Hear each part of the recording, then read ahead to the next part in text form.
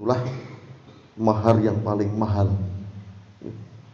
Islam adalah sesuatu yang lebih mahal dari emas sebanyak apapun. Bahkan di Al-Quran disebutkan kelak orang-orang kafir ketika dia memiliki emas sebesar bumi pun tidak bisa ditebus, tidak bisa menebus kekafirannya itu. Pada pagi hari ini Bapak Ibu berbahagia, kita akan belajar pada kisah salah seorang sahabat, namun sahabat ini putri yang bernama Ummu Sulaim. Kita tahu bahwa Ummu Sulaim ini adalah seorang wanita yang paling mahal maharnya, yang paling mulia maharnya. Itu berbahagia. Di zaman Rasulullah SAW hiduplah seorang wanita yang sangat cantik, sangat cerdas, dan berakhlak mulia. Imbun pol-pole wanita nih, cantik, cerdas, berakhlak mulia. Dialah Ummu Sulaim, yang nama lengkapnya adalah Rumaisa Ummu Sulaim binti Malhan bin Khalid. Berkat sifat-sifatnya yang agung tadi, akhlak mulia tadi, Ummu Sulaim itu dilamar oleh seorang laki-laki yang bernama Malik ibnu Nadar. Kemudian buah pernikahannya dengan Malik ini lahirlah seorang anak yang bernama Anas, atau yang kita kenal dengan Anas bin Malik. Kemudian Bapak Ibu berbahagia, Ummu Sulaim ini termasuk orang yang masuk Islam di kalangan sahabat-sahabat Ansar di Madinah. Dengan penuh keyakinan, Ummu Sulaim ini tanpa ragu meninggalkan kebiasaan orang jahiliyah untuk menyembah berhala. Bapak Ibu sedang berbahagia, saat itu tidak mudah bagi Ummu Sulaim untuk memeluk Islam, agama yang benar, agama yang diridhoi oleh Allah Subhanahu wa taala. Dan yang pertama menghadang laju keimanannya justru suaminya. Sinten? Wow, Malik. Malik ini sangat marah begitu istrinya masuk Islam. Dia mengatakan, "Ya istriku, apakah engkau telah musyrik?" Jawab Ummu Sulaim penuh dengan keyakinan. Dia mengatakan, "Ya suamiku, aku tidak musyrik, tetapi aku telah beriman." Kemudian cerita yang lain lagi saat Ummu Sulaim membimbing anaknya si Anas untuk mengucapkan 2 kalimat syahadat. "Hai anakku, katakanlah la ilaha illallah wa asyhadu anna Muhammadar Rasulullah." Dan Anas pun melakukannya. Melihat seperti itu, Malik juga marah sekali dan mengatakan kepada istrinya, "Hai istriku, janganlah engkau merusak anakku." Tapi justru Ummu Sulaim menjawab, "Ya suamiku, sesungguhnya aku tidak merusaknya, akan tetapi aku mengajari dan membimbingnya kepada sesuatu yang benar." Bapak Ibu saudara berbahagia, suatu ketika Malik ini pergi ke Syam, dan di perjalanan dia bertemu dengan musuhnya dan akhirnya mati terbunuh. Mendengar kematian suaminya, si Ummu Sulaim ini kemudian berjanji 2 hal. Yang pertama, aku akan selalu menjaga Anas, anakku.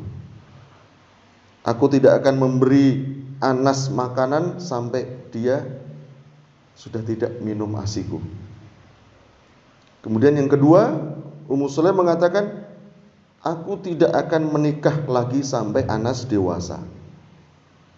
2 hal inilah Bapak Ibu berbahagia yang Ummu Sulaim berjanji pada dirinya sendiri. Dan kebaikan Ummu Sulaim ini diungkapkan oleh Anas bin Malik, anaknya, dalam pada sebuah majelis. Kemudian Anas bin Malik sampai mendoakan, semoga Allah membalas jasa baik ibuku yang telah berbuat baik padaku dan telah mengajakku kepada ajaran Islam ini. Kemudian Bapak Islam berbahagia, setelah Anas cukup dewasa, Ummu Sulaim ini menyerahkan anaknya, si jantung hatinya, melamar sebagai pelayan Rasulullah sallallahu alaihi wasallam. Dan Rasulullah pun menyambutnya, hingga sejuklah kedua mata Ummu Sulaim.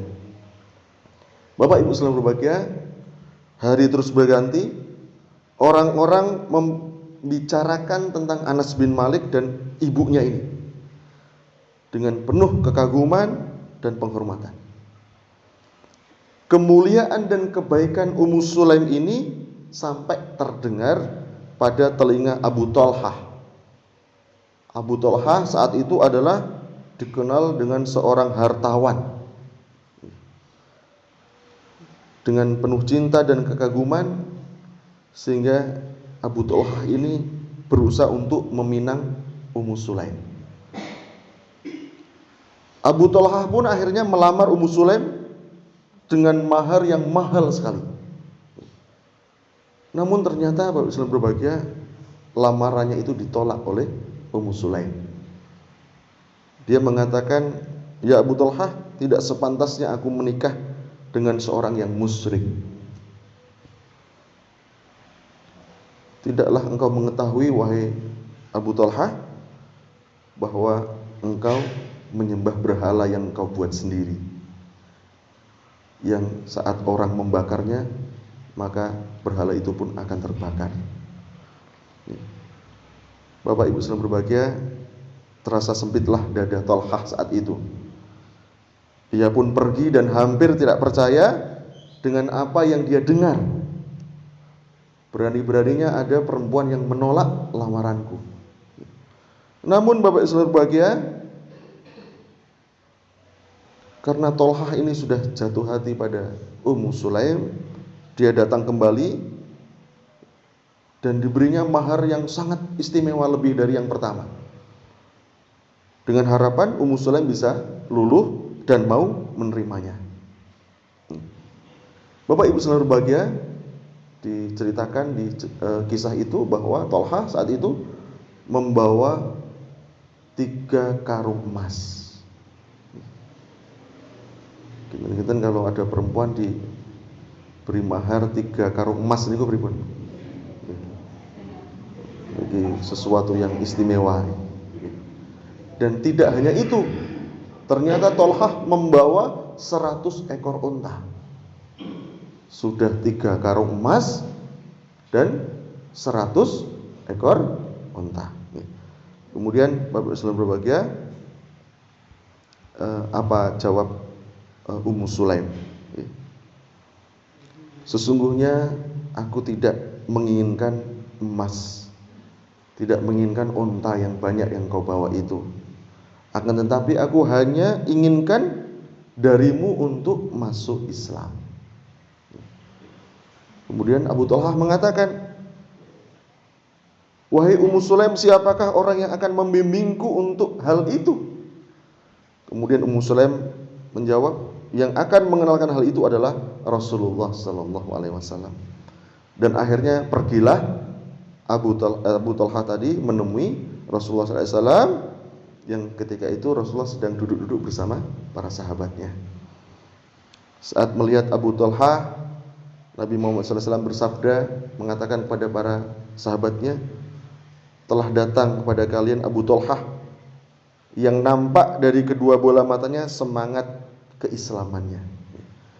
Kemudian akhirnya Abu Thalhah pun masuk Islam dan akhirnya menikahi Ummu Sulaim dengan mahar yang telah dipersyaratkan, yaitu Islam. Bapak Ibu sekalian berbahagia, itulah mahar yang paling mahal.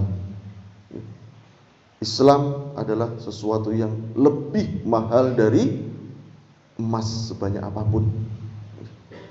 Bahkan di Al-Quran disebutkan kelak orang-orang kafir ketika dia memiliki emas sebesar bumi pun tidak bisa ditebus, tidak bisa menebus kekafirannya itu. Dengan demikian, Bapak Ibu berbahagia, kita dapat mengambil ibrah bahwa kita bersyukur Allah telah memberi kepada kita nikmat Islam, nikmat yang luar biasa, nikmat yang tidak ada tandingannya, nikmat yang tidak bisa diukur dengan apapun. Mudah-mudahan Allah senantiasa memberikan kepada kita petunjuk jalan yang benar, jalan yang lurus, jalan yang penuh dengan kenikmatan, bukan jalan orang-orang yang sesat, bukan pula jalan orang yang dimurkai. Mudah-mudahan hidup kita hidup yang manfaat, dan akhir hidup kita mudah-mudahan husnul khatimah.